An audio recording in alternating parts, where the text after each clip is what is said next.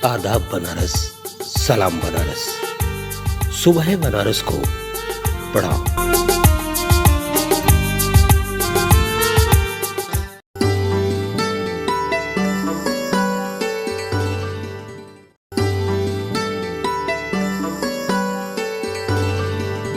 अमित जी, यहाँ गहनी के इस खेल मैदान के ऊपर लगातार आप 12 तारीख से बच्चों को प्रशिक्षण दे रहे हैं, लेकिन सबसे पहला बुनियादी सवाल ये उठता है कि वो कौन सा तरीका हो सकता है जिसके चलते ज़्यादा से ज़्यादा अच्छे खिलाड़ी वाराणसी के अंदर तैयार किए जाएं।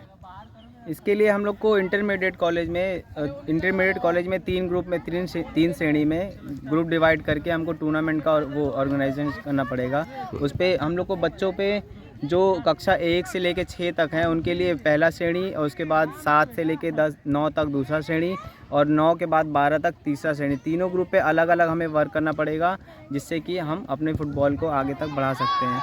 और हमें सबसे ज़्यादा वर्क छोटे वाले श्रेणी पे करना पड़ेगा, कक्षा 1 से 6 तक, क्योंकि वो हमारा बिगनर एज होता है। बिगनर एज में हम जो सीखेंगे वही आगे चल के हम लोग करेंगे। इससे हम लोग आगे फुटबॉल को बढ़ावा दे सकते हैं काफ़ी।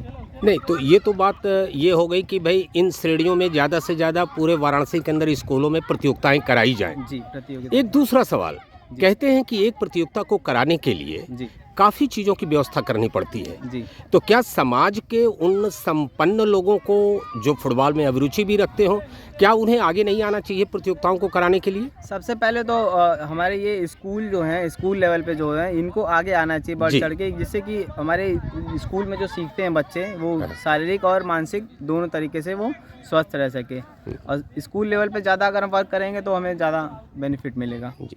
और एक सवाल और आपसे, इतने दिनों से आप यहाँ प्रशिक्षण दे रहे हैं, एक फुटबॉलर के अंदर उन 3-4 गुणों को बताइए जो होना ही होना चाहिए। फुटबॉल के अंदर तो एक परफेक्ट फुटबॉल के अंदर 5 मोटर एबिलिटीज़ होती हैं: स्पीड, एंडोरेंस, फ्लेक्सिबिलिटी, कोऑर्डिनेशन और स्किल। ये 5 मोटर एबिलिटीज़ होती हैं, जिसके अंदर ये 5 गुण होते हैं, वो परफेक्ट फुटबॉलर होता है।